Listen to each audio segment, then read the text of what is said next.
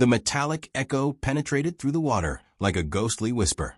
Lieutenant Commander Means Johnston clutched his headphones tighter aboard the destroyer escort Shatala, filtering out every extraneous sound to focus on that single, crucial ping. June 4, 1944, approximately 800 yards west of Rio de Oro in French West Africa. The moment was 11:09 in the morning. What Johnston heard in those depths would ignite a chain of events unprecedented in modern naval warfare, a sequence that would simultaneously earn the Navy's highest commendations and provoke threats of criminal prosecution from the service's most powerful admiral. The sonar contact sat impossibly near. Standard operating procedures were unambiguous.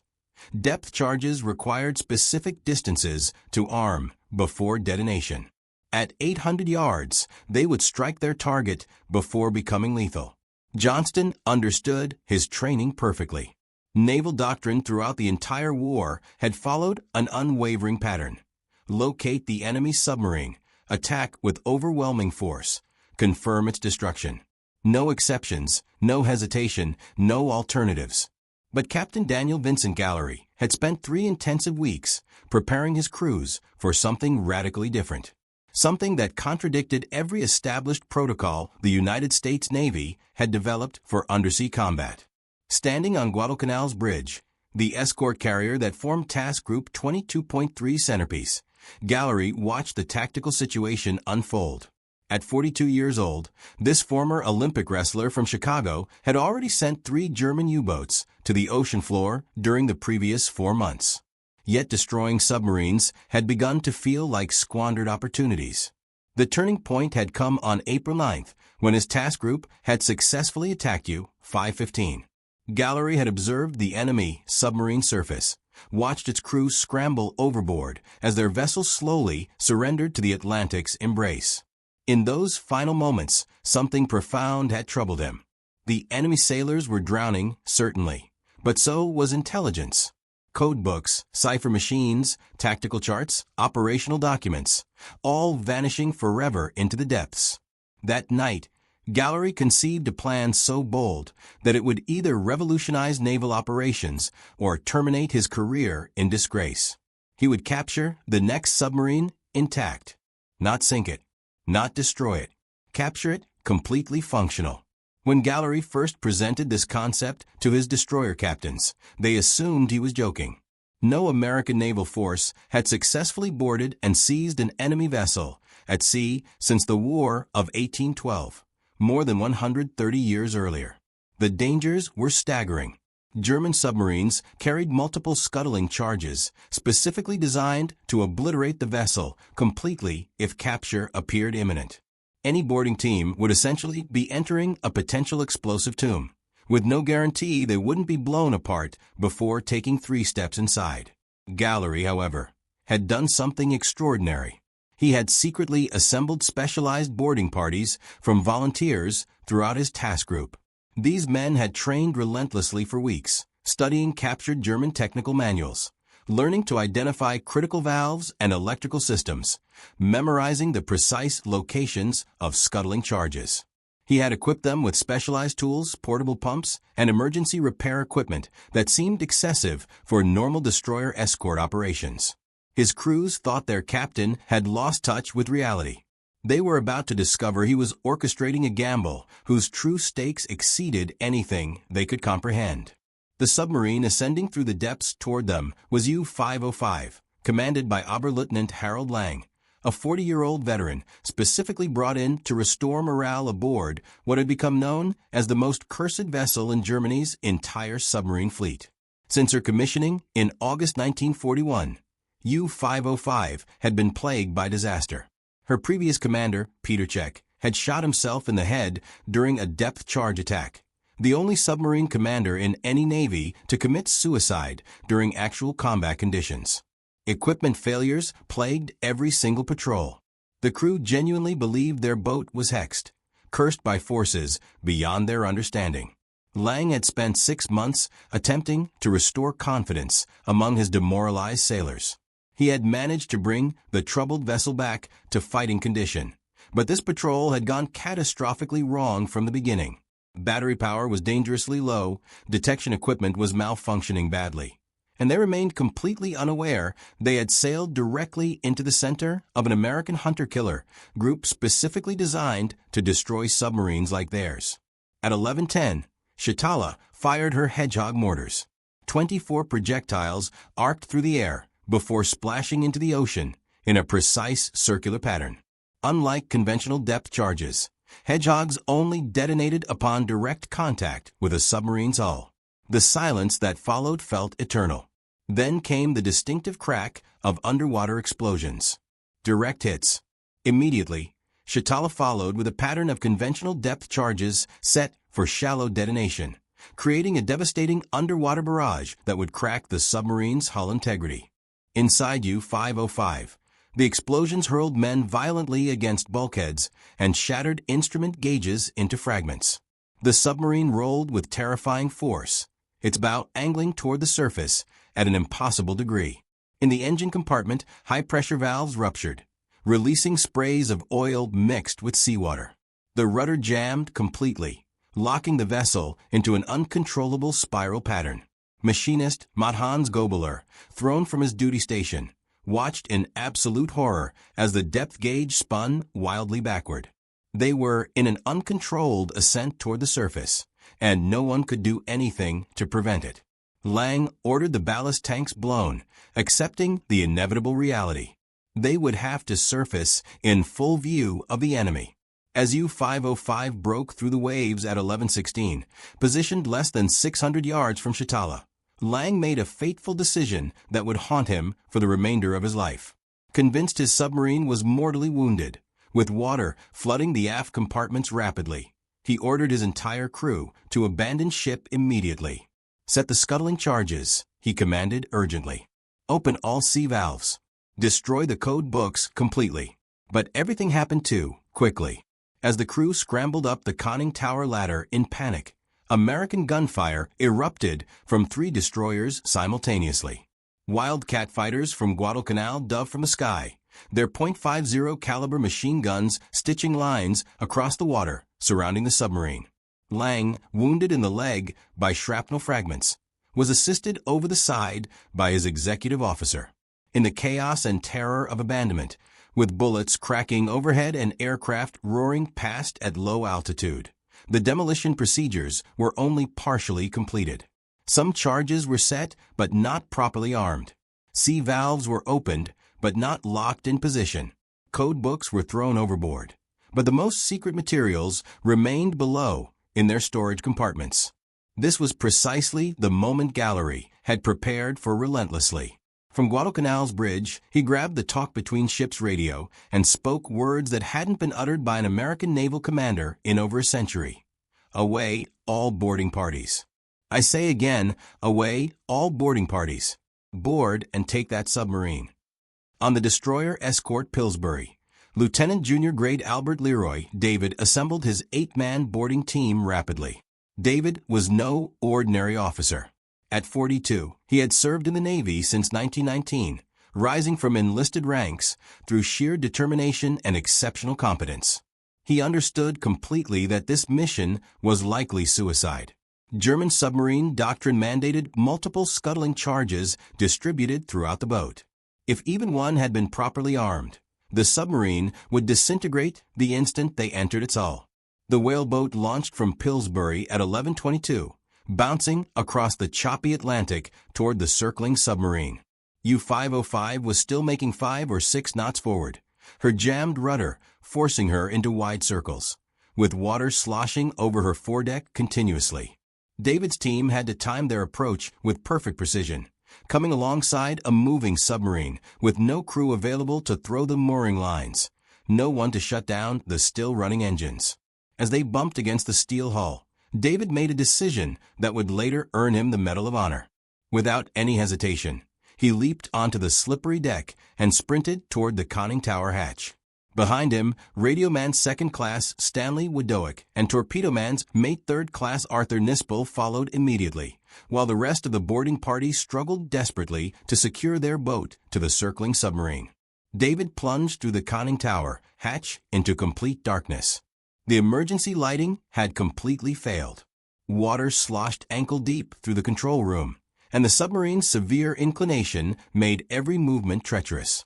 The smell assaulted him immediately, a nauseating mixture of diesel oil, battery acid, human sweat accumulated over months, and the metallic tang of fear.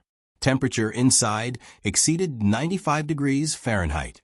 The air was thick with humidity from the flooded compartments, making every breath feel like drowning. What David didn't know was that he had an unlikely ally in this desperate moment.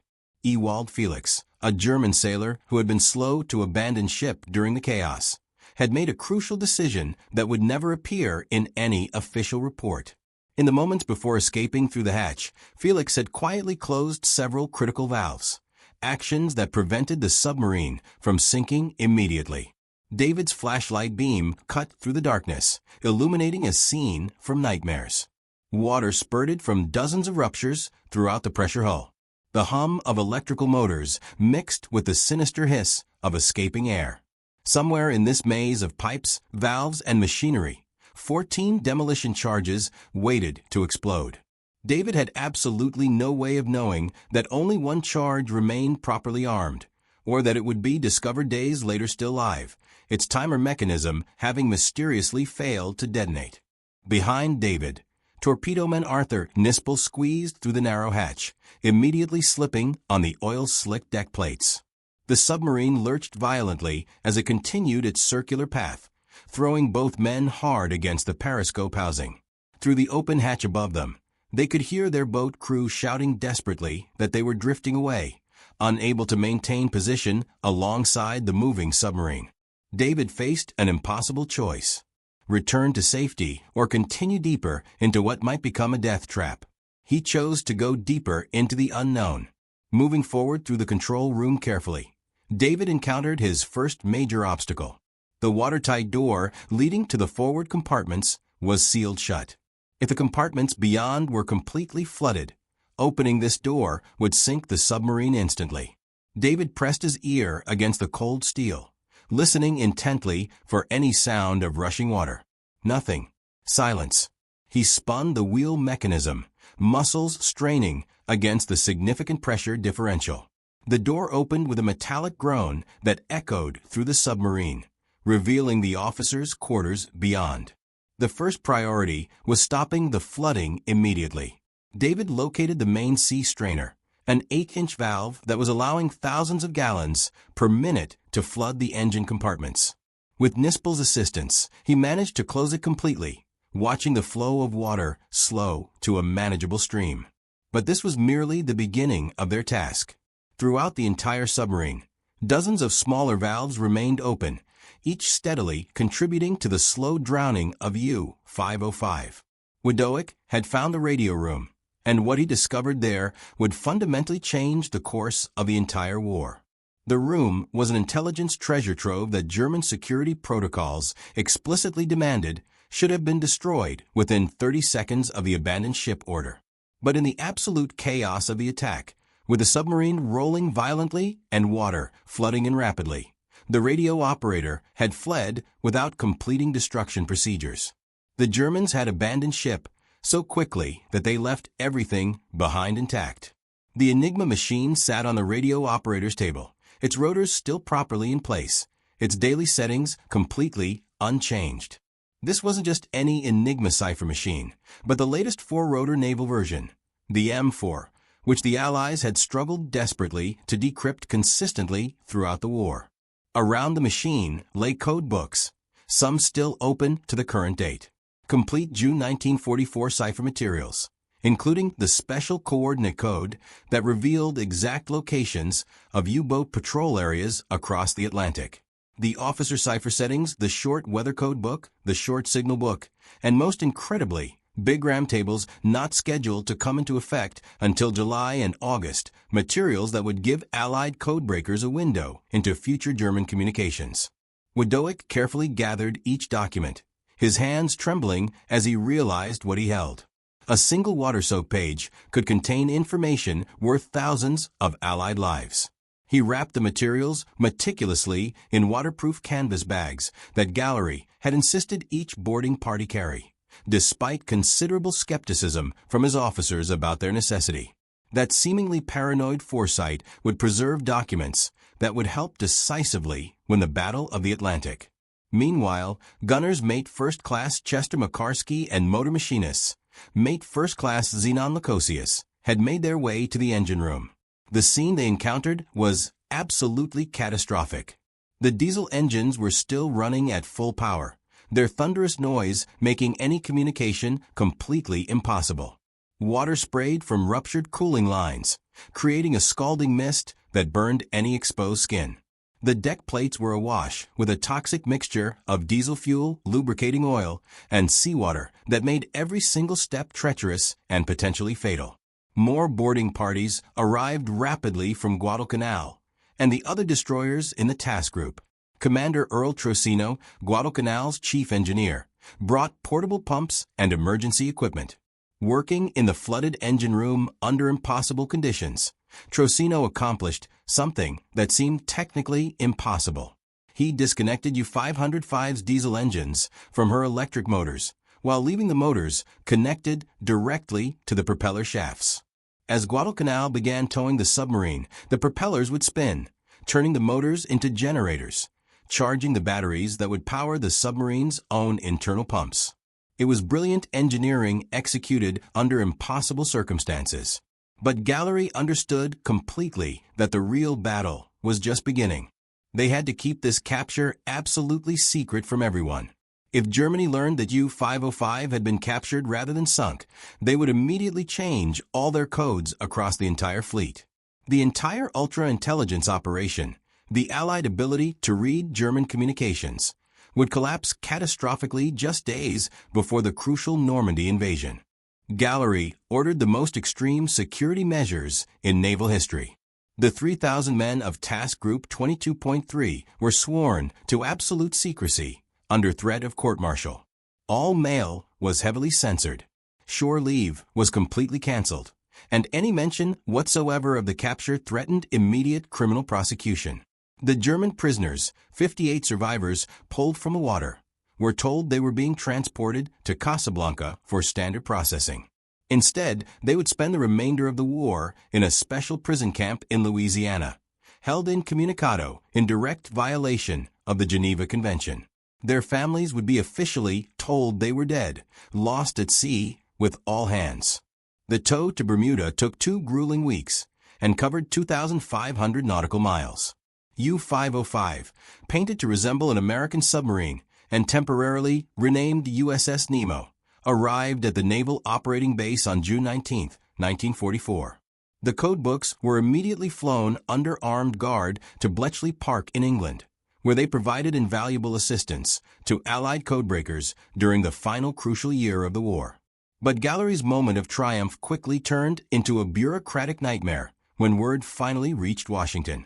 Admiral Ernest Joseph King, Chief of Naval Operations and arguably the most powerful man in the entire United States Navy, was incandescent with rage.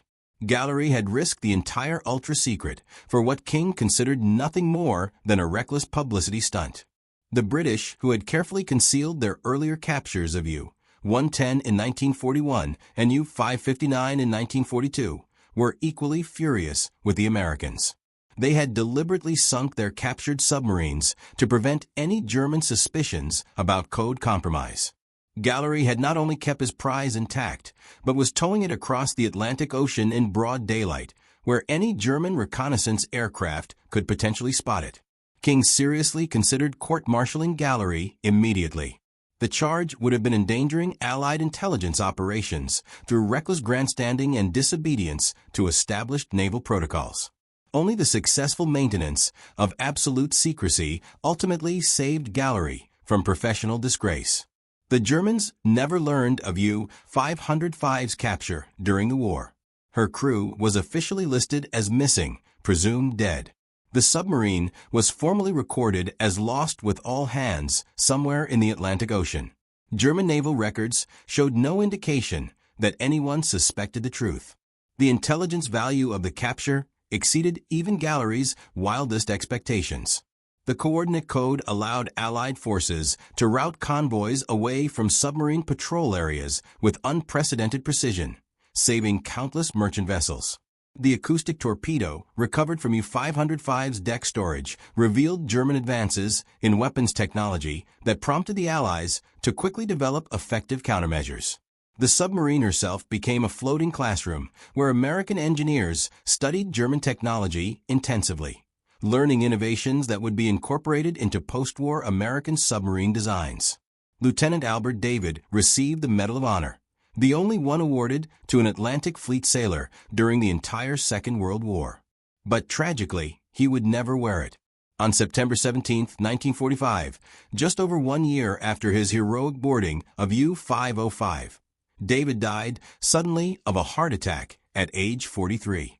President Harry Truman personally presented the medal to his widow the following month. The German crew's ordeal proved equally remarkable and disturbing. Held at Camp Ruston, Louisiana, they were systematically denied Red Cross visits, forbidden all male privileges, and kept in complete isolation from other prisoners. The camp had originally been built to house members of the Women's Army Auxiliary Corps, but had been hastily converted to hold German prisoners from Rommel's Afrika Korps. But the crew of U-505 was fundamentally different. They weren't just prisoners of war. They were secrets that had to be kept at absolutely any cost. The 58 survivors were placed in a special compound within the main camp, surrounded by a second fence topped with additional barbed wire. Guard towers were manned exclusively by Navy personnel specifically chosen because they spoke no German whatsoever. Even the camp commandant was deliberately kept ignorant of why these particular prisoners required such extreme security measures. The official cover story was that they were suspected war criminals awaiting special investigation. Hans Gobeler, the machinist who had experienced the terrifying uncontrolled descent, later described the psychological torture of their captivity in stark terms. "We were ghosts," he wrote in his post-war memoir. "Our families had been told we were dead. We could hear other German prisoners in the main camp receiving mail, Red Cross packages, even occasional visits from clergy. We received nothing. We existed in a void, neither properly dead nor truly alive." The prisoners were interrogated repeatedly and intensively, though they couldn't understand why their captors seemed so obsessively interested in technical details about their boat rather than standard military operations. American intelligence officers, posing as fellow prisoners, were deliberately placed among them to gather casual conversation that might reveal important technical details. Every word spoken was secretly recorded and meticulously analyzed. The prisoners' notebooks were regularly confiscated and studied. Even their chess games were carefully monitored for possible coded communications. Oberleutnant Harold Lang spent his captivity in even greater isolation than his crew. Initially held in the base hospital for treatment of his leg wound, he was kept under 24-hour armed guard. No medical personnel were permitted to speak to him beyond essential medical communications. For 6 long months, he genuinely believed he was the sole survivor of his entire crew. The psychological impact was absolutely devastating. In letters written after the war, Lang described seriously contemplating suicide, convinced he had failed catastrophically in his duty by surviving when he believed his men had all perished. The truth was far more complex and manipulative. American intelligence officers were deliberately using Lang's isolation as a psychological tool. By carefully controlling what information he received, they could verify intelligence gathered from other sources. When Lang was finally informed that his crew had actually survived, his relief was so overwhelming that he became unexpectedly cooperative, providing technical details about German submarine operations that he might have withheld under different circumstances. Meanwhile, the other prisoners created their own small universe within their compound. They organized classes teaching everything from English to advanced mathematics. They formed an orchestra using instruments improvised from Red Cross packages and scrap materials. They even published a secret handwritten newspaper passed between barracks, maintaining morale through dark humor about their ghost status. One cartoon depicted a skeleton in a U-boat uniform with the caption, "Still waiting for mail from home." The Geneva Convention was systematically violated to preserve the capture secret. International law explicitly required that prisoners' names be reported to the International Red Cross within weeks of capture. The Red Cross would then notify families and arrange for mail and package delivery. For the crew of U-505, this never happened. Their names appeared on no official lists. Their families received no notification of any kind. In Germany, memorial services were solemnly held for the lost crew. Wives became widows without knowing their husbands lived. Children grew up genuinely believing their fathers had died heroically at sea fighting for their country. The prolonged isolation took a severe psychological toll. 3 prisoners attempted suicide during their captivity. Several developed what camp psychiatrists clinically termed acute depressive episodes. Others retreated into elaborate fantasy worlds, creating detailed mental constructions about post-war lives that seemed increasingly impossible. One young sailor spent hours each day writing love letters to his girlfriend that could never be sent, filling notebook after notebook with declarations of love and descriptions of the future they would share together. The story took an extraordinary and unexpected turn 20 years later. In 1964, Gallery, now a rear admiral, personally invited Lang to Chicago for the 20th anniversary commemoration of the capture. The 2 former enemies met at the Museum of Science and Industry, where U-505 had been permanently installed as a public exhibit. The meeting had been carefully orchestrated by Gallery, who had tracked down Lang through German naval veterans organizations. Lang, now working as a harbor pilot in Hamburg, had initially refused the invitation outright. The memories were too painful, the shame of losing his boat too deep and personal. But Gallery persisted, writing thoughtful personal letters that emphasized not defeat but survival, not shame but honor under impossible circumstances. When Lang finally agreed to come, he brought with him something remarkable, a detailed account he had written but never published about the final moments aboard U-505. His narrative revealed crucial details that American investigators had never fully understood. The suicide of his predecessor, Petercheck, had traumatized the crew so profoundly that many had officially requested transfers. Those requests were all systematically denied. The crew genuinely believed their boat was cursed, that death was ultimately inevitable. Some had completely stopped writing letters home, convinced they would never return to Germany. Lang's account described the moment of the attack with vivid, haunting clarity. We were at lunch. Potato soup. The same meal we had eaten for 3 consecutive days because our refrigeration unit had failed completely. The first explosion threw the soup pot across the compartment, scalding the cook severely.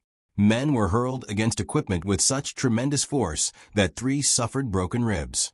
The boat stood on its nose at a 70-degree angle that sent everything not properly secured flying forward. I watched our spare torpedoes break loose from their restraining chains, 6,000 pounds of steel and high explosives sliding toward the forward bulkhead. The depth charge attack had inflicted far more damage than the Americans initially realized. The main ballast tank vents were jammed permanently open, making it impossible to maintain any depth control. The stern planes were frozen at maximum dive angle. The compass was spinning uselessly. Most critically, the pressure hull had developed a hairline fracture near frame 50, a structural weakness that was allowing water to enter at increasing pressure with each passing second. Lang knew his boat had perhaps mere minutes before catastrophic implosion would kill everyone aboard. His decision to surface and immediately abandon ship, Lang revealed, was not panic but careful calculation. I had 58 men under my command, he told Gallery during their emotional reunion. Boys, really. The youngest was just 17 years old. I could die with my ship, fulfill the romantic notion of a captain's sacred duty, or I could save these boys' lives. I chose life. There is absolutely no honor in unnecessary death. In a gesture that brought tears to the elderly submarine commander's eyes, Gallery solemnly returned Lang's binoculars, which he had kept as a war trophy for 2 decades.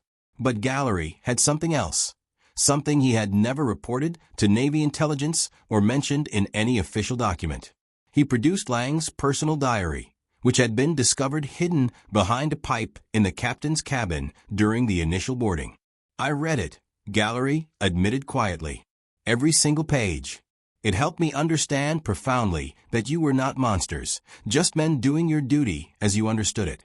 This diary should be with your family, not locked in my safe. Lang opened the water-stained diary with trembling hands, reading his own words from 20 years earlier. My hands shake as I write this. We have been at sea for 40 consecutive days. No contact with base for 2 weeks. The men are psychologically breaking down. Yesterday, I discovered Seaman Krause crying alone in the torpedo room. He had received no mail from home in 6 months. He believes his family thinks him dead. Perhaps they are correct. Perhaps we are all dead already, just waiting for the ocean to finally claim us. We were enemies who tried desperately to kill each other, Lang told assembled reporters at the reunion. Now we are friends. The submarine that nearly ended Gallery's career has become a symbol of reconciliation. The incident that almost destroyed Gallery's naval career had transformed into a powerful symbol. The submarine that should have been destroyed had become a memorial to the profound complexity of war, where enemies could become friends, where disobedience could become heroism, where capturing rather than killing could fundamentally change history. The magnitude of Gallery's audacious gamble only became truly clear after the war when intelligence analysts meticulously calculated the value of the captured materials. The coordinate code alone was credited with saving dozens of merchant vessels and thousands of Allied lives during the final critical year of the war. The detailed knowledge of German submarine operations obtained from studying U-505 influenced American submarine development for decades afterward. Admiral Karl Donitz, Supreme Commander of the German submarine fleet, never knew one of his boats had been captured intact. In his memoirs written after the war, he expressed genuine puzzlement about how the Allies seemed to anticipate U-boat movements with uncanny accuracy during the last year of the war. He never learned the answer lay in a converted warehouse in Bermuda, where American intelligence officers had spent months systematically extracting every secret from U-505. The 58 German sailors who survived the capture experienced a remarkable transformation that mirrored their boat's journey from deadly weapon to educational museum piece. Many maintained lifelong correspondence with their American guards after the war ended. Several eventually immigrated to the United States during the 1950s. Hans Gobeler, the machinist who had watched his submarine's terrifying, uncontrolled descent toward the surface, wrote a best-selling book about his experiences that became widely read in Germany. He dedicated it simply to the American sailors who saved my life. The boarding party members became celebrated figures within the Navy, though the public wouldn't learn their dramatic story until after the war concluded. Arthur Nispel and Stanley Widowick both received Navy Crosses. The other 6 boarding party members received Silver Stars. But they all understood the real reward was simply survival. They had entered a potentially explosive submarine, successfully disarmed its destruction mechanisms, and emerged not just alive, but victorious. Gallery's post-war career was marked by both significant triumph and considerable controversy. His decision to capture rather than sink U-505 had placed him fundamentally at odds with naval orthodoxy, a pattern that would define the remainder of his military service. He wrote several books about the capture, each revelation carefully cleared by protective Navy censors to safeguard still classified intelligence methods. His first book, Clear the Decks, published in 1951, became a national bestseller, but absolutely infuriated Admiral King, who had never forgiven Gallery for risking the ultra-secret. Gallery's real vindication came from an unexpected source decades later. In 1974, when British intelligence finally declassified portions of the Ultra program, historians discovered that Gallery's capture had actually enhanced, rather than endangered, Allied code-breaking efforts. The materials from U-505 had provided crucial verification of decrypts that British intelligence had been uncertain about for months. Several German naval codes that Bletchley Park had only partially broken were fully understood thanks to U-505's complete code library. Alan Turing himself, the brilliant genius behind much of Britain's code-breaking success, had written in a still classified 1944 memo. The American capture, while initially quite alarming, has provided invaluable verification of our theoretical work. We now have absolute confirmation of German encoding procedures we had only guessed at through mathematical analysis. The coordinate cipher, particularly, has yielded patterns we would have needed many additional months to discern through cryptanalysis alone. Gallery became a passionate advocate for naval aviation and an outspoken critic of post-war defense cuts, positions that earned him powerful enemies in Washington. His involvement in the revolt of the admirals, a bitter political battle over naval aviation's future, ultimately cost him promotion to vice admiral. When the Secretary of Defense proposed completely eliminating aircraft carriers in favor of long-range strategic bombers, Gallery leaked classified information to journalists proving the vulnerability of bomber formations to submarine-launched guided missiles, technology discovered aboard captured German vessels, including U-505 itself. The leak definitively ended Gallery's career advancement, but ultimately saved naval aviation. President Truman himself acknowledged privately that Gallery's calculated insubordination had prevented a strategic disaster. "You're absolutely right, Dan," Truman told him candidly at a White House reception. "But being right and being promoted are two entirely different things in this town." Yet Gallery never expressed even the slightest regret about capturing U-505. In his autobiography, 8 Bells and All's Well, he revealed the full, remarkable extent of his preparation for the capture. "I had meticulously studied every after-action report from British submarine captures. I knew the British had captured U-110 in 1941, but had kept it secret even from us, their closest allies. I suspected they had obtained code materials that gave them intelligence advantages they weren't sharing with American forces. I wanted America to have its own intelligence coup, independent of British control." Gallery had actually begun detailed planning for a submarine capture months before the June 4th encounter. He had requisitioned specialized equipment under deliberately false pretenses. Portable pumps were officially for damage control training exercises. Waterproof document bags were ostensibly for preserving ship's logs during abandoned ship drills. Canvas patches and wooden plugs were standard damage control supplies that just happened to match German submarine hull specifications perfectly. The final chapter of U-505's extraordinary story was written in Chicago, where it became the Museum of Science and Industry's most popular permanent exhibit. But the journey from captured enemy vessel to beloved museum centerpiece was itself an epic worthy of recognition. After the war ended, U-505 sat deteriorating at Portsmouth Naval Yard for 9 long years, systematically picked clean by souvenir hunters and Navy personnel looking for spare parts.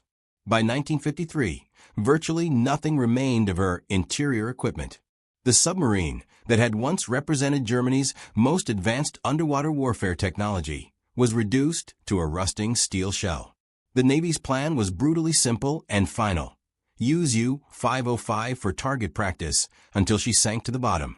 Admiral Gallery, learning of this plan, was absolutely horrified. He immediately contacted his brother, Father John Ireland Gallery, a Catholic priest who had become a prominent and influential figure in Chicago civic affairs. Father Gallery reached out to Lennox Lohr, president of the Museum of Science and Industry, with an audacious proposal.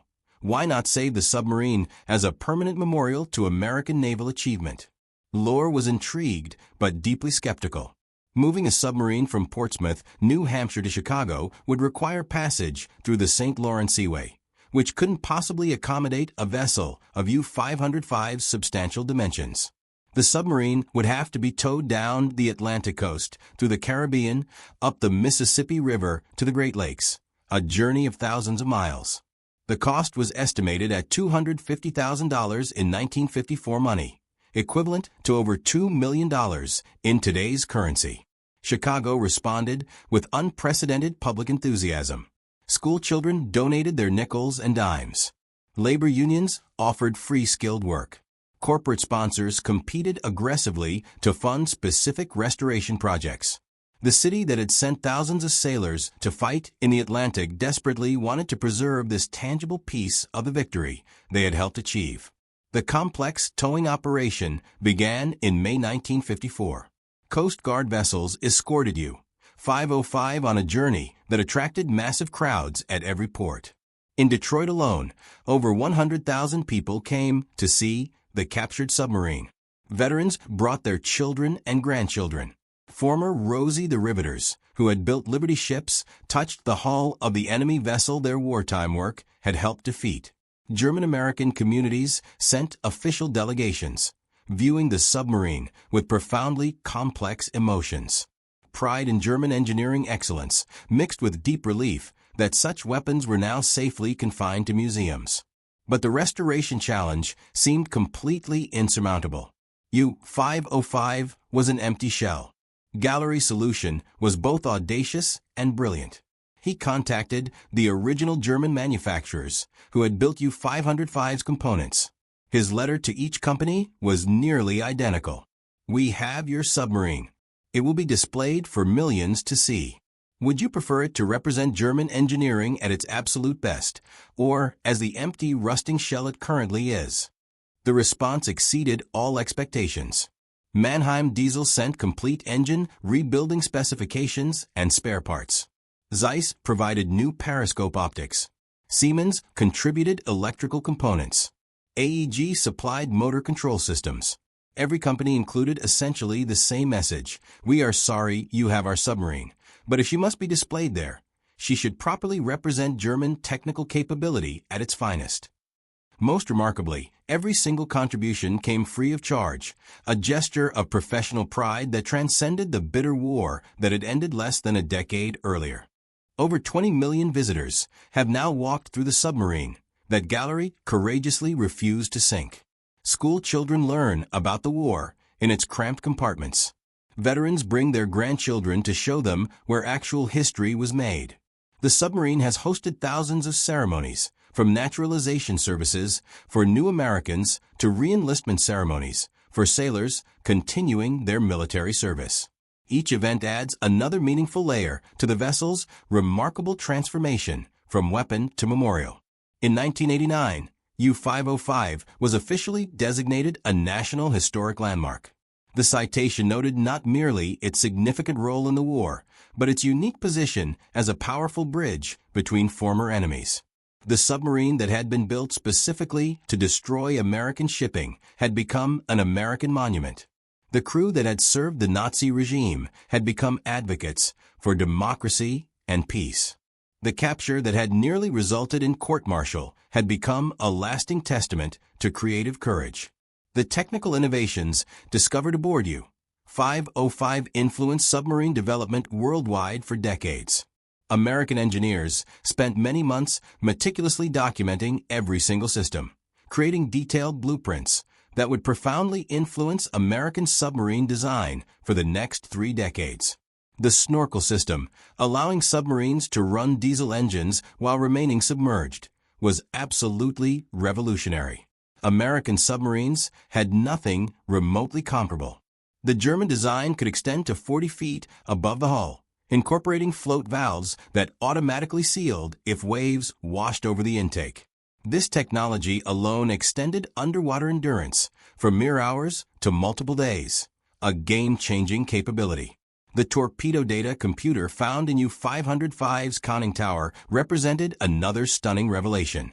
This sophisticated analog computer could calculate firing solutions for multiple targets simultaneously, accounting for target speed, direction, submarine motion, and even ocean currents. American torpedo fire control systems were primitive by comparison. Within 6 months, American submarines in the Pacific were equipped with dramatically improved fire control systems based directly on German innovations.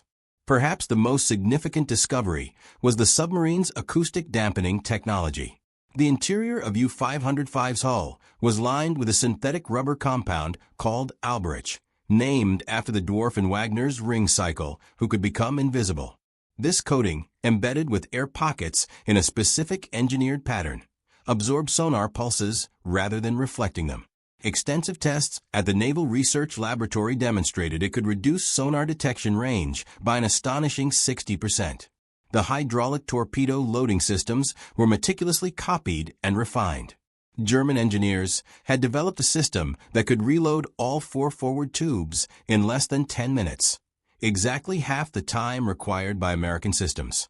The mechanism used a revolutionary hydraulic ram that could function at any depth without the pressure equalization problems that plagued American designs. This single innovation would save countless hours of tactical vulnerability during combat operations. The submarine's battery technology provided equally valuable insights. U-505 carried 2 complete sets of 62 cells each, providing 2,700 horsepower when running submerged. But it was the sophisticated battery maintenance and ventilation systems that truly impressed American engineers. The Germans had developed highly sophisticated hydrogen detection and ventilation systems that prevented the explosive gas buildup that had catastrophically destroyed several American submarines.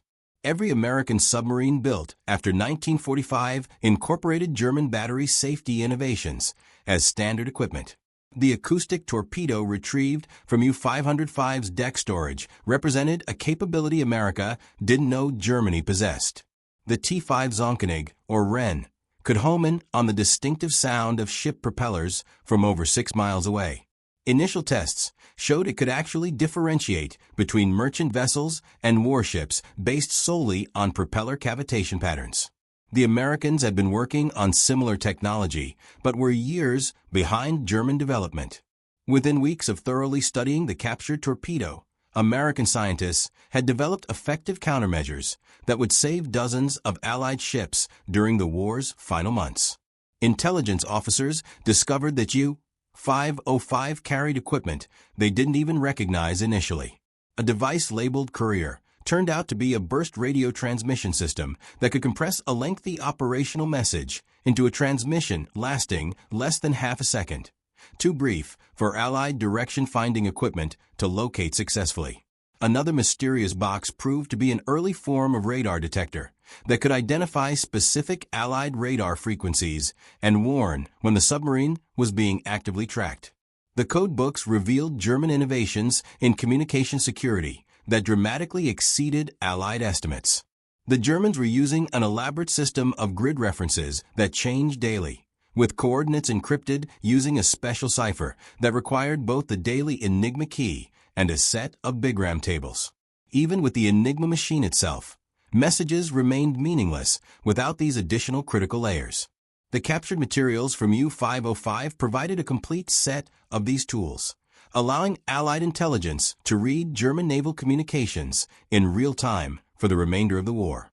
Gallery died on January 16, 1977, at age 75. His funeral was attended by former enemies and allies alike, including several of U-505's former crew members who traveled from Germany specifically to pay their respects. Harold Lang sent a wreath with a simple but profound message: to the captain who spared our lives and showed us honor in defeat.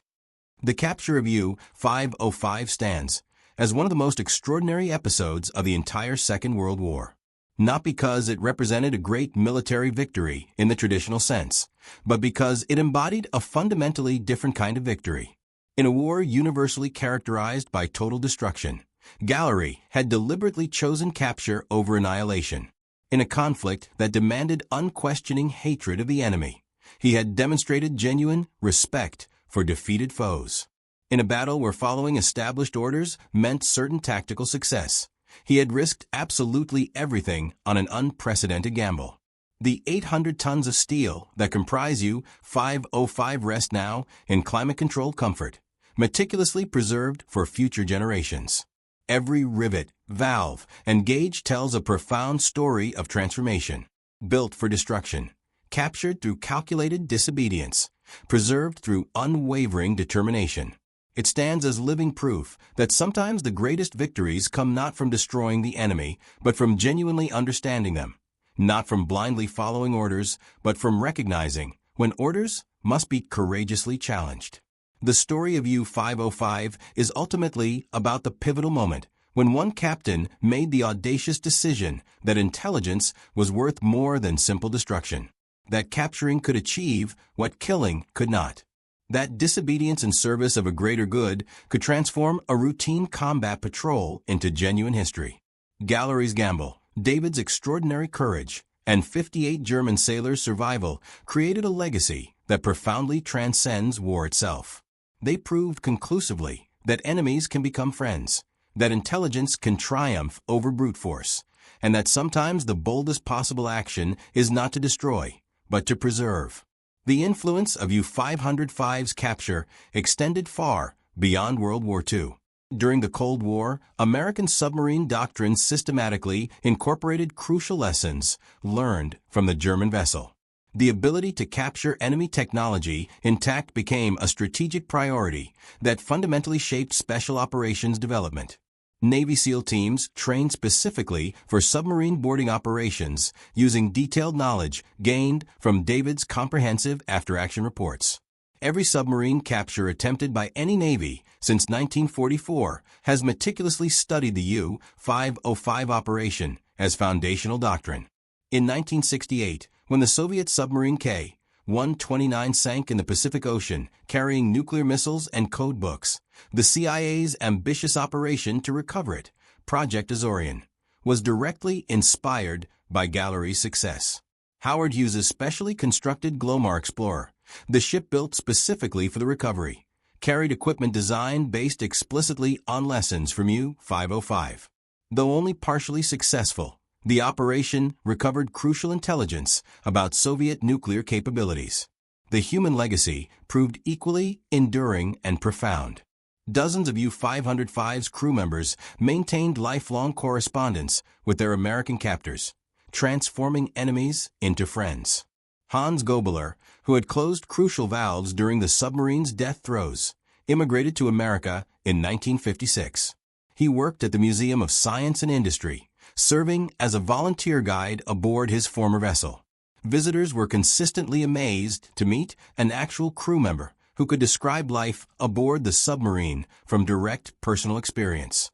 In his countless tours, Gobeler would stand in the engine room where he had nearly died and tell visitors, "This submarine was built specifically to kill Americans. Now it teaches Americans." That transformation from weapon to teacher, that is the real victory. Not destroying your enemy, but converting them. Not conquering, but understanding. The preservation of U-505 also significantly influenced international maritime law. The 1958 Geneva Convention on the High Seas included specific provisions addressing captured vessels, largely based on complex legal questions raised by U-505's unique status. The submarine that had violated neutrality, attacked civilian shipping, and served a criminal regime had ironically contributed substantially to strengthening international law. Modern submarine warfare still reflects innovations discovered aboard U-505.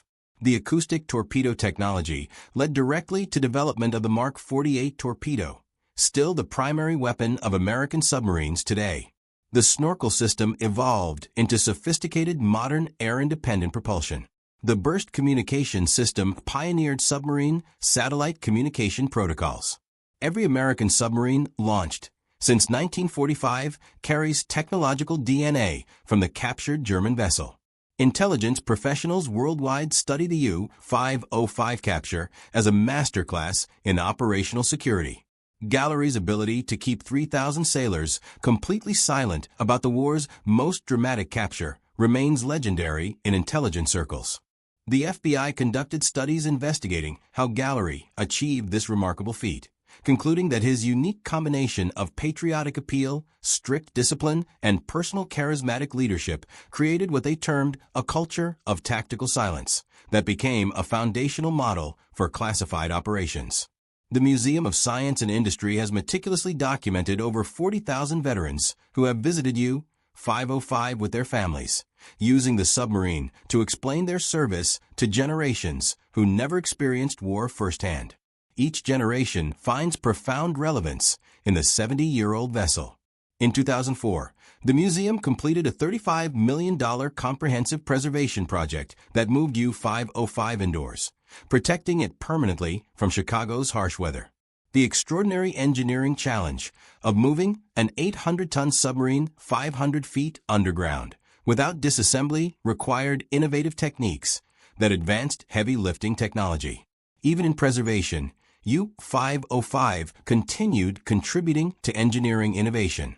Today, U-505 stands as the last accessible Type 9C submarine in existence. Its sister ships lie scattered across ocean floors worldwide or were scrapped decades ago. This remarkable survivor, preserved through an act of calculated disobedience, has outlasted the nation that built it, the twisted ideology it served, and most of those who sailed in it or captured it. It remains an enduring testament to the moment when one captain's courageous refusal to follow established orders fundamentally changed history. Gallery died, believing his capture of U-505 was his greatest achievement. History has conclusively proven him right, but not for the reasons he originally imagined. The intelligence value, while genuinely significant, lasted only through war's end. The technical innovations were eventually superseded by newer developments.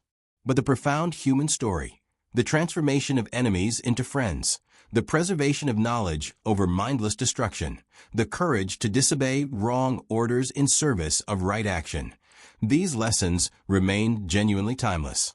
Every visitor who descends into U-505 enters a space where history pivoted on individual decisions, where Albert David chose courage over safety, where Harold Lang chose life over death, where Daniel Gallery chose capture over destruction, where 58 German sailors and 3,000 American sailors kept a secret that saved countless lives, where enemies became teachers and weapons became classrooms.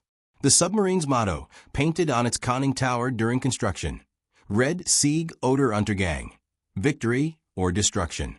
Neither prediction proved accurate. Instead, U-505 found a remarkable third path, transformation. From hunter to hunted, from weapon to memorial, from enemy to educator. In that profound transformation lies a message more powerful than any torpedo it ever carried. That understanding conquers hatred, that preservation defeats destruction, and that sometimes the greatest victory is courageously refusing to destroy what others demand you sink.